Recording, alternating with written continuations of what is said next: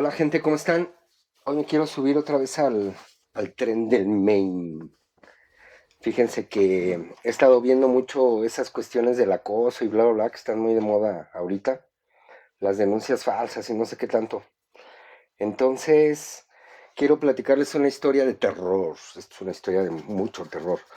Eh, Veo muy marcada esta cuestión en ciertas ciudades de México.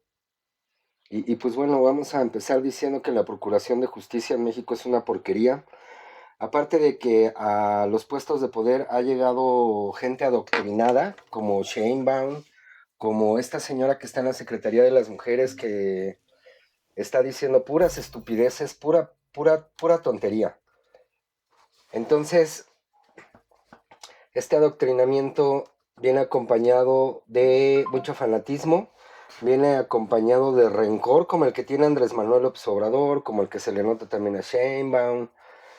Pues bueno, mucha gente que está haciendo puras tonterías pues bueno, le están dando en la torre al proceso jurídico, judicial, tan solo pues con la gente que pusieron de acordeones, ¿no? Y bueno, este es parte del contexto también, porque el solo hecho de que llegue una persona y diga, es que esta persona me hizo tal cosa, nada más porque es hombre, voy a, ya lo vamos a encarcelar, ¿no? Entonces hay mucho coraje, mucho rencor. Yo les recomiendo leer la Biblia, todo lo que está acaeciendo en estos tiempos, viene ahí, viene en la Biblia, de verdad. Bueno, miren, hace 25 años más o menos, yo estudiaba en la superior, en la CDMX. En aquel tiempo era el distrito de Fecal, pues ya estudiaba yo en la superior, ¿cómo se llamaba? La Unidad Profesional Interdisciplinaria de Ingeniería y Ciencias Sociales Administrativas, conocido como la Chupixa. La Chupixa porque en la parte de atrás había varios bares. Yo vivía en una vecindad atendida por una madrota. Y bueno, eh, déjenme platicarles que tenía una compañera muy poco agraciada, definitivamente, pues imagínensela, flaquita, pues sin chiste, la pobre mujer, prietita, con brackets, pues bueno, con muchas desventajas. Entonces, yo siempre me he sentado hasta atrás, bueno, siempre me he sentado hasta atrás, en una de las esquinas, normalmente, o hasta atrás y ya me sentaba ahí. En contraesquina de donde normalmente se sientan los profesores. Y ella se sentaba a 2 o 3 asientos adelante, en la misma fila o en la contigua. ¿Y qué pasaba? Que cuando yo me levantaba para ir a salir, no sé, salir del salón, ir al frente, no sé. La chava me pegaba las nalgas cuando yo iba pasando porque se ponía al lado de su banca, de pie, se ponía de pie. Y me pegaba las nalgas acá, aquí a mi cadera también, a la parte frontal de mi cadera. Bueno, pues yo siempre la rechacé porque pues también tuve la oportunidad de no tener la necesidad de andar mendigando caricias. No me veía, no me veía en esa necesidad, pero bueno, eh, pues obviamente el rechazo pues era evidente, ¿no? Por mi parte. Y pues ella veía la manera de llamar mi atención, pero pues bueno, yo andaba en otro nivel, en otro mundo. Mi mente andaba en otro lado. Y bueno, la cuestión es que ahí viene el análisis, ¿no? ¿Qué sucede si actualmente esto ocurriera? Si fuera al revés.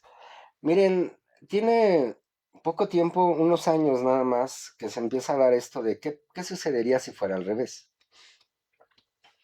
hay lugares que dicen que descaradamente aquí no se permite la entrada a hombres. Son contados y normalmente no duran o no duraron esos lugares. Una cafetería, una tienda de ropa. Los gimnasios dices, pues está bien, digo, yo en lo personal nunca he tenido el problema de ser discriminado afortunadamente. Espero no morderme la lengua con esto porque nunca he sido discriminado afortunadamente. Bueno, ahorita sí porque ya el solecito ya me dejó bien prieto, pero pues tuve la oportunidad de no estar tan pinche, ¿no?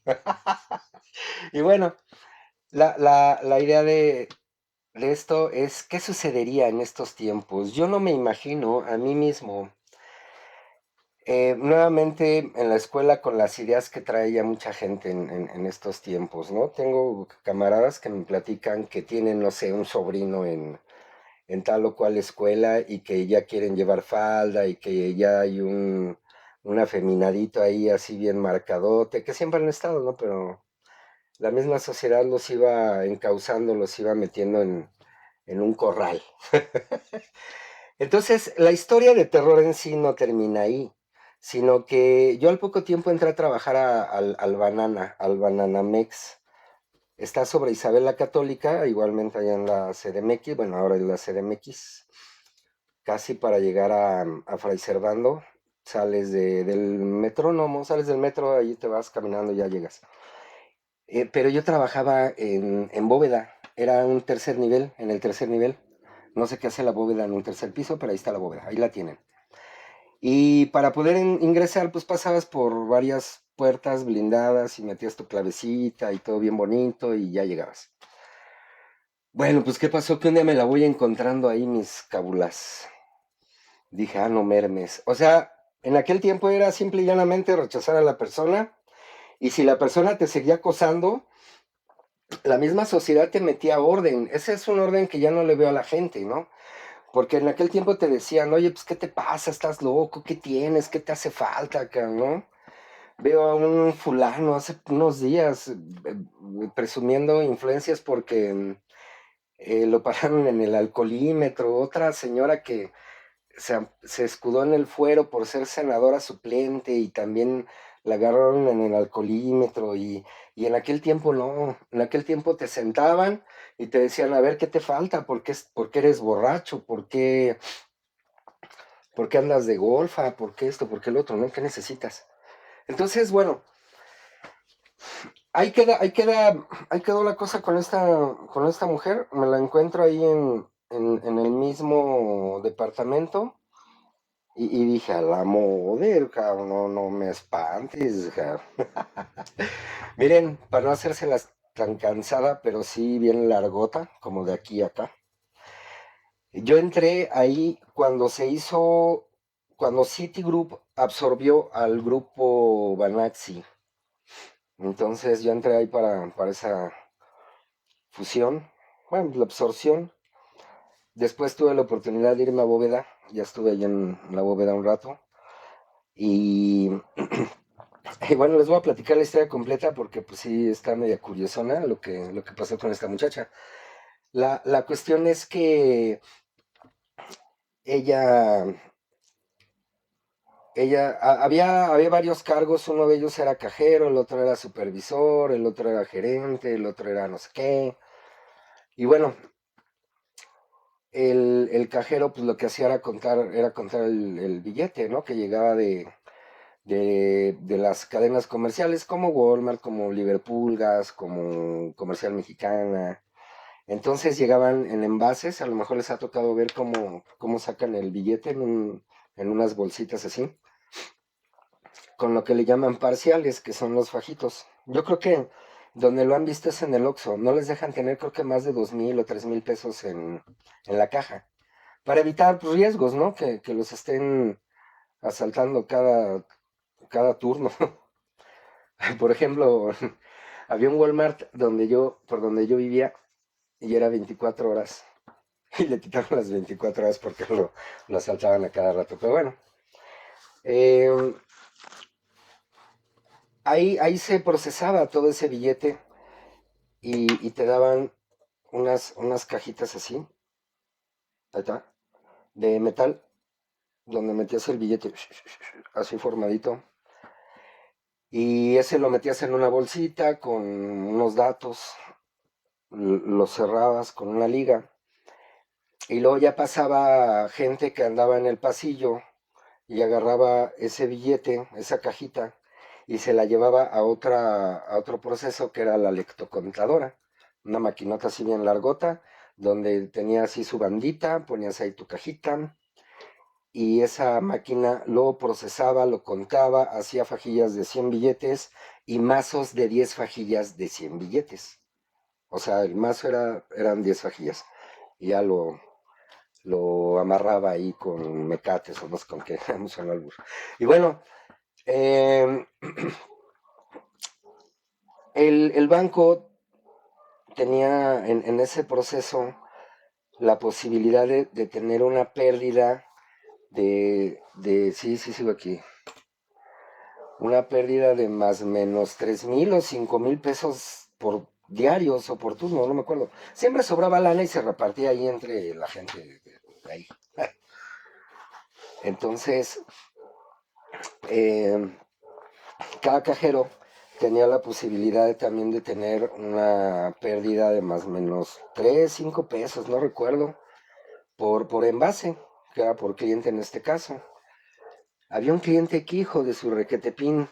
Este personaje era de la Merced, mandaba su billete todo envuelto en cinta canela. Y había otros hijos de su requete también, eran los superprecio, creo que son del hijo del tío Richie, hijos de puerca. Te mandaban así como que los engrapaban con coraje, pa, pa, pa, pa, pa, pa, pa, pa, pa, y los mandaban. Bueno, entonces, la cosa es esa, ¿no? Que había esos márgenes, pero esto se los platico ¿por qué? Porque la historia completa con esta chava es que a ella se le fue en la basura un contenedorcito de estos que les platico, la cajita con 50,000 pesos, y 50,000 pesos de hace 25 años pues hicieron billete. Bueno, o sea, valía más el dinero. Ahorita 50,000 pesos te los metes en un mes en pura despensa.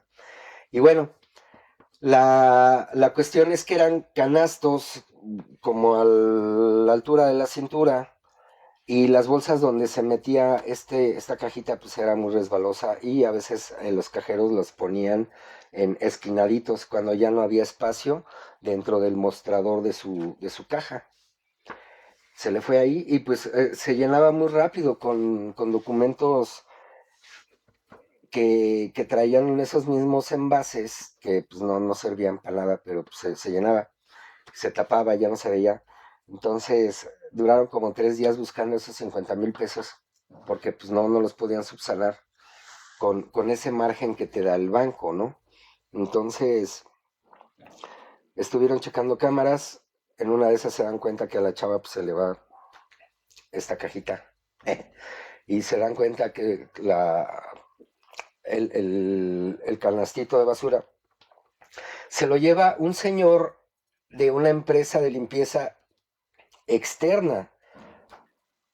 Y pues ya, o sea, también aquí voy a retomar el comentario inicial de cómo hay, hay una disparidad demasiado clara, muy marcada, en lo que a veces es la impartición de leyes, ¿no? La impartición de justicia, pues yo lo veo desde otra perspectiva, desde otro término, desde otros términos. Pero lo digo porque a veces el mexicano es demasiado cobarde con el que puede.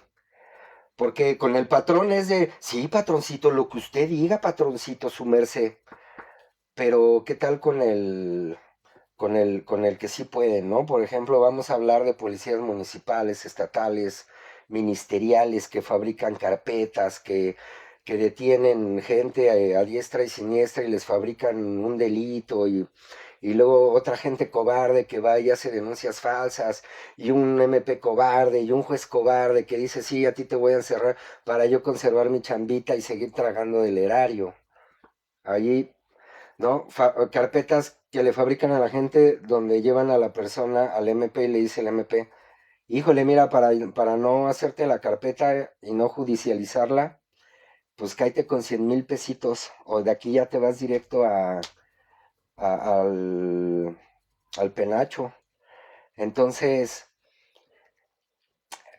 el jurídico le dice al trabajador de limpieza, ¿sabes qué? Pues ya checamos cámaras, ya vimos que te llevaste el billete, regrésalo. Sí, cómo no, está en mi casa, voy por él. Y sí, fue a su casa, regresó, les dio el billete y aún así le dieron 6 años de cárcel. Todo un show, gente, nunca roben, de verdad. Robar es una fantasía, eh, porque la vida es un ente demasiado inteligente como para mostrar su conciencia y tarde que temprano nos alcanza. Entonces vuelve a conectar el control, porque ya se apagó el pinche control. Ya lo conecté, ya está. Ah, no, espérense. Entonces, pues este pobre señor ahí, pues se fue un rato ahí al penacho. Y pues todo un drama, ¿no? A la esposa llorando ahí con el gerente, que pues cómo era posible. Y sí, ¿cómo era posible? O sea, pero ¿qué tal con la gente que lava lana? El jurídico ahí sí, calladito. Totalmente, pues como los viles ratones de biblioteca, ¿no? Pero bueno, yo ya después me cambié de salón. Ya pues tuve que acomodar mis materias porque pues estaba chambeando ahí en ese banco. Ya no supe de esta chava. Se inventaron 1000 leyendas urbanas de las que me enteré hace unos años. Tan chidas. Pero bueno, eso ya no les importa. Ya, eso estaba la historia. Ah, sí, pero todo esto venía con lo del acoso, ¿verdad? Si esta cuestión del acoso, como lo aplicó esta chava, se aplica actualmente, es cárcel ya. Y como les comenté en algún punto de la charla, si tú acosabas a una persona de esa manera, no te lo permitía la misma sociedad, te, te hacían a un lado. O sea, tú de un ambiente como del que yo provengo, tú no te podías comportar de una manera incivilizada. E incivilizado es ya levantar la voz y estar gritando y estar haciendo un drama. Porque había gente mayor, la generación de mis papás y la generación de mis abuelos. La generación de mis papás es la denominada boomer. La generación de mis abuelos es la denominada del silencio, que no deberían tener nombres las generaciones, al menos aquí en Latinoamérica. Entonces te decían, pareces niñita, pareces maricón, pareces esto, pareces lo otro, cálmate. Igual a las mujeres, ¿sabes qué? Cálmate, respeta a tu marido, bla, bla, bla, esto, lo otro. Y sí, o te calmabas o te calmaban. De esa manera. ¿Y cómo te calmaban? Separándote de los grupos sociales. Punto. Ya no accedías a los beneficios que te podía dar pues algún grupo social. Entonces se me hace curioso recordar esta anécdota por esto que está muy en boga del acoso. Pues reflexionen sus conductas, si es que las tienen, porque sí hay mucha gente que por esa falta de orden y de control, pues hacen patente en sociedad, pues la falta de ácido fólico o que se cayeron de chiquitos. Tengan cuidado, no se metan con la gente porque lo van a pagar caro. De verdad, hay gente que ha cometido actos muy cobardes en contra de otras personas, en contra de las mujeres y en contra de los hombres, ¿no? Mujeres en contra de hombres, hombres en contra de mujeres, eh, hombres y mujeres en contra de niños, etcétera. Y lo han terminado pagando muy caro, se quedan sin trabajo, batallan. Aquí ya entra ese rasgo social de la separación del individuo de los círculos sociales. Entonces, pues hay que tener cuidado. Yo seguiré jugando y ahorita les hablo de las... eso. Ahí se ven.